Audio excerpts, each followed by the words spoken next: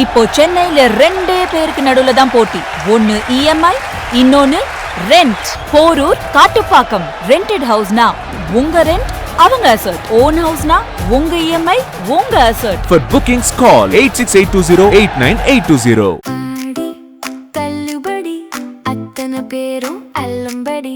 ஆறு முதல் 60% வரை ஆடி தள்ளுபடியுடன் சூப்பர் சரவணா ஸ்டோர்ஸ், சென்னை, மதுரை, கோவை.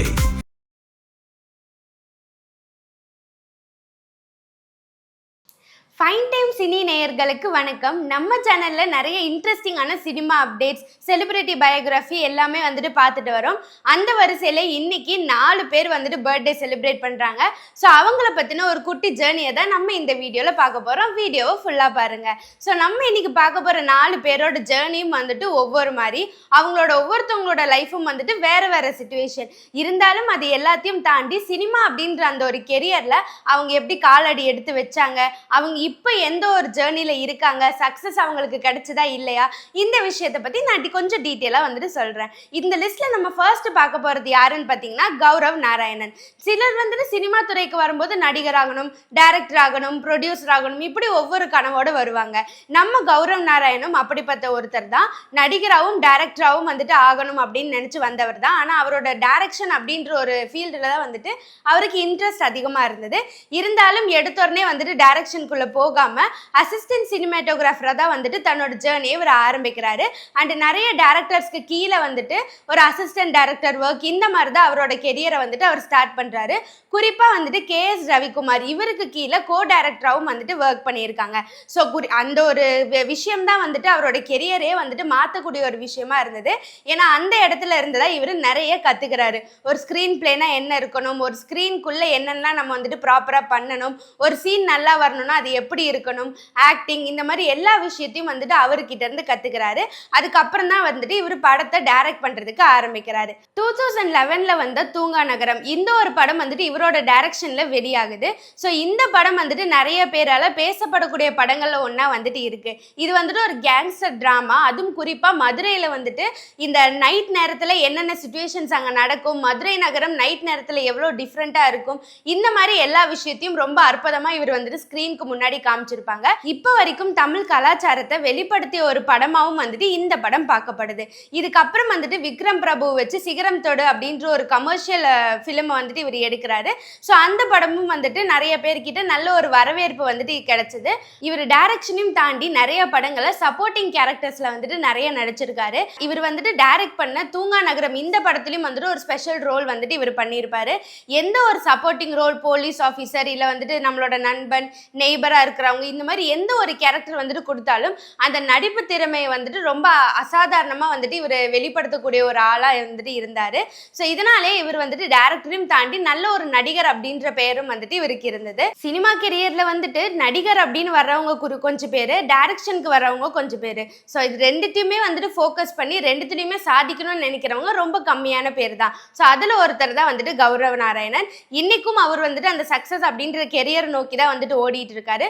தொடர்ந்து அவருக்கு நல்ல நல்ல படங்கள் வாய்ப்பு அண்ட் இவரும் வந்துட்டு நல்ல நல்ல கதைகள் உள்ள படங்களா எடுக்கணும் அப்படின்னு எங்களோட ஃபைன் டைம் மீடியா சார்பா வந்துட்டு வாழ்த்துக்கிறோம். அண்ட் இன்னைக்கு அவரோட பர்த்டேவை செலிப்ரேட் பண்றாரு. ஃபைன் டைம் மீடியா சார்பா happy birthday sir. And next நம்ம இந்த லிஸ்ட்ல யாரை பார்க்க போறோம்னு பாத்தீங்கன்னா, நம்ம எல்லாருக்குமே ரொம்ப பிடிச்ச ரொம்ப ஃபேமஸான ஒரு நாஸ்டாலஜிக் ஸ்டார் அப்படின்னு நம்ம சொல்லப்படக்கூடிய கஜோல் மேம். அவங்கள தான் வந்துட்டு இன்னைக்கு பர்த்டே. ஸோ அவங்கள பத்தின ஒரு குட்டி விஷயத்தையும் நான் வந்துட்டு சொல்றேன். நார்மலாவே சினிமால ஒரு ஹீரோயின் அப்படின்னா எல்லாருக்குமே வந்துட்டு பிடிச்சமான கேரக்டரா தான் இருக்கும். ஆனா கஜோல் மேம் வந்துட்டு ஹீரோயினா நடிக்கிற ரோல்ஸ் எல்லாமே வந்துட்டு நம்ம எல்லாரும் அப்படின்னு வாயை பொளந்து பாக்குற அளவுக்கு அவங்க வந்துட்டு அந்த கேரக்டர்ஸ் நடிச்சிருப்பாங்க. குறிப்பா அவங்க கிட்ட எல்லாருக்குமே பிடிச்ச ஒரு விஷயம் என்ன, அவங்களோட அந்த குட்டி ஸ்மைல் அண்ட் அவங்களோட கண்கள், இது ரெண்டும் தான் வந்துட்டு அட்ராக்டிங் அப்படின்ற ஒரு விஷயத்த வந்து நம்மளுக்கு கொடுக்குது. ஸோ அந்த கண்கள்னாலேயே அவங்களோட நிறைய எக்ஸ்பிரஷன்ஸை வந்துட்டு அவங்க கன்வே பண்ணிடுவாங்க, நிறைய விஷயங்களை வந்துட்டு அவங்க கன்வே பண்ணுவாங்க. ஸோ இதனாலே வந்துட்டு நிறைய ஃபேமிலி என்டர்டைன்மெண்ட்ஸ், நிறையா வந்துட்டு இந்த லவ் ரொமான்டிக் மூவிஸ் இதில் எல்லாமே அவங்க நடித்த ஒவ்வொரு கேரக்டர்ஸும் இப்போ வரைக்கும் வந்துட்டு ரசிகர்கள் மனசில் ரொம்ப ஆழமாக வந்துட்டு பதிந்தது அப்படின்னு தான் சொல்லணும். August 5, 1974 தான் வந்துட்டு கஜோல் மேம் பிறந்தாங்க. நார்மலாகவே அவங்க பிறக்கும்போது அவங்க ஃபேமிலி வந்துட்டு ஒரு சினிமா பேக்ரவுண்ட் இருக்கிற ஃபேமிலி தான். இருந்தாலும் அது எல்லாத்தையும் தாண்டி தனக்குன்னு ஒரு தனி அடையாளத்தையே வந்துட்டு அவங்க உருவாக்கியிருக்காங்க.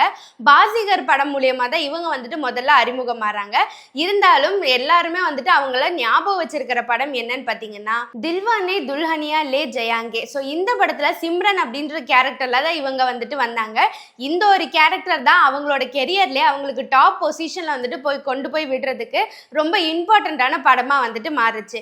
அதுக்கப்புறம் வந்துட்டு Kuch Kuch Hota Hai, Fanaa, my name is Khan இந்த மாதிரி ஒவ்வொரு படங்கள்லையும் வந்துட்டு அவங்க நடித்த ஒவ்வொரு கேரக்டரும் காதல், வலி, குடும்ப உணர்வு இந்த மாதிரி ஒவ்வொரு உணர்ச்சிகளையும் வந்துட்டு அவங்க வெளிப்படுத்துனாங்க.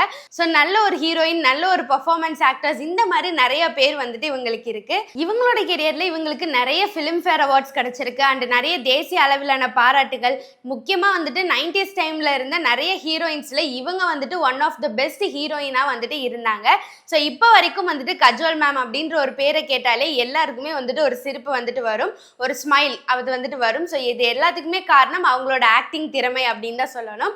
அண்ட் இவங்களோட திருமணத்துக்கு அப்புறமும் வந்துட்டு இவங்களோட கெரியர்ல எந்த ஒரு தடங்களும் இல்லாம தான் அவங்க ஆக்ட் பண்ணிட்டு வந்தாங்க. ஸோ இப்போவும் அவங்க கிடைக்கிற டைம்ல நல்ல நல்ல கேரக்டர்ஸை வந்துட்டு பண்ணிட்டு தான் வந்துட்டு இருக்காங்க. ஸோ அவங்களோட கெரியரும் வந்துட்டு இதுக்கப்புறமும் நிறைய சக்ஸஸ் அப்படின்ற பார்த்த நோக்கியே போகட்டும். ஸோ இன்னைக்கு அவங்களோட பர்த்டே அவங்க செலிப்ரேட் பண்றாங்க. எங்களோட ஃபைன் டைம் மீடியா சார்பா அவங்களுக்கு நாங்கள் பர்த்டே விஷஸ் தெரிவிச்சுக்கிறோம். அடுத்ததான் இந்த லிஸ்ட்ல நம்ம பார்க்க போறது யாருன்னு பார்த்தீங்கன்னா ரியாலிட்டி ஷோ மூலியமா அங்க வந்துட்டு ஜெயிச்சு நிறைய பேரோட கவனம் வந்துட்டு பெற்றிருந்தாரும்.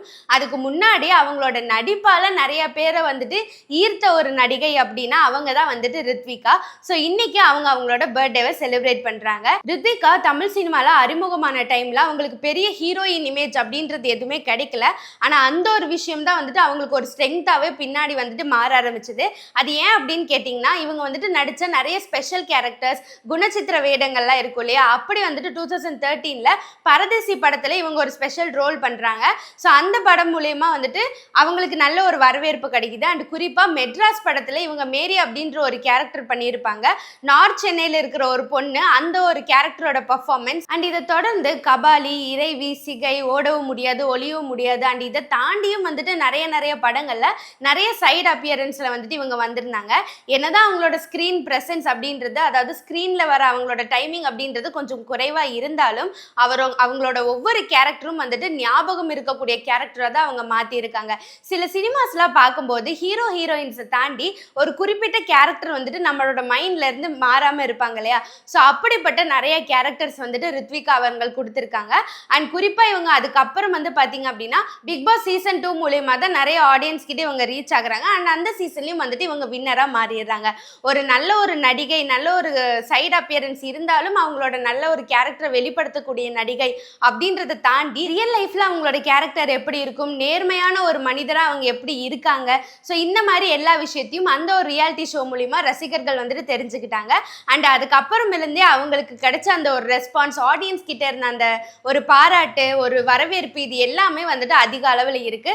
ஸோ இன்னைக்கு அவங்களோட கெரியரை அவங்க தொடர்ந்துட்டு இருக்காங்க. அண்ட் அவங்களுக்கும் கூடிய சீக்கிரம் சக்சஸ் அப்படின்ற ஒரு விஷயம் வந்துட்டு கிடைக்கணும் அப்படின்னும் அவங்களோட பிறந்தநாளை முன்னிட்டு எங்களோட ஃபைன் டைம் மீடியா சார்பாக வாழ்த்துக்களை தெரிவிச்சுக்கிறோம். அண்ட் இந்த லிஸ்ட்ல நம்ம லாஸ்டா இருந்தாலும் ரொம்ப பவர்ஃபுல்லா பார்க்க போற ஒரு ஆக்ட்ரஸ் யாருன்னு பார்த்தீங்கன்னா ஜெனிலியா அவர்கள்.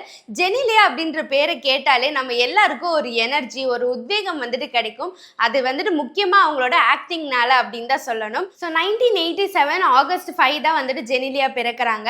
மாடலிங் கெரியர்ல இருந்து சினிமா இண்டஸ்ட்ரிக்குள்ள வந்தவங்கள இவங்களும் வந்துட்டு முக்கியமான ஒருத்தங்க. இவங்க தெலுங்கு சினிமா இண்டஸ்ட்ரியில தான் வந்துட்டு பொம்மாரிலோ அப்படின்ற ஒரு படம் மூலயமா அறிமுகமாறாங்க. அதுல ஹாசினி அப்படின்ற கேரக்டர் வந்தாலே கியூட்டா, அச்சோ எவ்வளோ அழகா இருக்குடா இந்த பொண்ணு, அந்த மாதிரி சொல்ற அளவுக்கு அவங்களோட கேரக்டர் வந்துட்டு அதுல இருந்திருக்கும். ஸோ அதை தொடர்ந்து வந்துட்டு தமிழ்லையும் நிறைய படங்களை இவங்க நடிச்சிருக்காங்க. சச்சின், சந்தோஷ் சுப்ரமணியம், உத்தமபுத்திரன், வேலாயுதம், இதையும் தாண்டி இன்னும் நிறைய படங்கள் அவங்க நடிச்சிருக்காங்க. ஒவ்வொரு படங்கள்லையும் அவங்களோட ஸ்டைலிஷான ஆக்டிங்கா இருக்கட்டும், கியூட்டான பர்ஃபார்மன்ஸ், இது எல்லாமே வந்துட்டு இப்போ வரைக்கும் ரசிகர்களோட மனசுல இருந்து மாறாத ஒரு கேரக்டரா தான் அவங்க இருந்திருக்காங்க. ஸோ தமிழ் இண்டஸ்ட்ரியும் தாண்டி அவங்க ஹிந்தியில நிறைய மூவிஸ் வந்துட்டு பண்ணியிருக்காங்க. அப்படிப்பட்ட மூவிஸ்னால தான் ஒரு யூத் ஐகானிக் அப்படின்ற ஒரு ஃபேமே வந்துட்டு இவங்களுக்கு கிடைச்சது. அண்ட் ஜெனிலியா அவர்களோட அவங்களோட நிறைய எனர்ஜெட்டிக்கான ஸ்டைலிஷான பெர்ஃபார்மன்ஸ்னாலேயே நிறைய டைரக்டர்ஸ் ஒரு ஃபேமிலி மூவி ரொமான்டிக் மூவியாக இருந்தால் இதுக்கு ஜெனிலியா அவர்கள் தான் கரெக்டாக இருப்பாங்க அப்படின்னு சூஸ் பண்ணி வந்துட்டு இவங்க நடிச்சிருக்காங்க. அண்ட் இவங்களோட திருமண வாழ்க்கைக்கு அப்புறம் வந்துட்டு கொஞ்ச நாள் சினிமா கெரியர்லேருந்து கொஞ்சம் தள்ளி இருந்திருந்தாலும் அதுக்கப்புறம் இப்போ வந்துட்டு தொடர்ந்து நல்ல நல்ல கேரக்டர்ஸில் வந்துட்டு அவங்க நடிச்சிட்டு வராங்க. ஸோ அவங்களும் வந்துட்டு கூடிய சீக்கிரம் ஒரு சக்ஸஸ் அப்படின்ற கெரியருக்கு வந்துட்டு போகட்டும் அப்படின்னு வாழ்த்துக்கிறோம். அண்ட் இன்னைக்கு அவங்களோட பர்த்டே அவங்க செலிப்ரேட் பண்ணுறாங்க. எங்களோட ஃபைன் டைம்ஸ் மீடியா சார்பாக அவங்களுக்கும் வாழ்த்துக்களை தெரிவிச்சுக்கிறேன். இன்னைக்கு நம்ம பார்த்த 4 பேரும் 4 யூனிக்கான ஐகானிக் ஸ்டார்ஸாக வந்துட்டு இருக்காங்க. அண்ட் எல்லாருமே அவங்களோட கெரியரை நோக்கி அவங்க கரெக்டான ஒரு பாத்தில் போயிட்டு இருக்காங்க. அதே மாதிரி நம்மளோட கெரியருக்கு என்ன தேவையோ அதையும் வந்துட்டு நம்ம ஒரு கோலாக வச்சுட்டு மூவ் ஆன் ஆகி போய்கிட்டே இருப்போம். ஸோ இதே மாதிரி நிறைய இன்ட்ரெஸ்டிங்கான சினிமா அப்டேட்ஸை தெரிஞ்சுக்க நம்ம சேனலை மறக்காம ஃபாலோ பண்ணுங்க. அடுத்த வீடியோவில் சந்திக்கும் வரை நான் உங்கள் சந்தியா தாஸ்.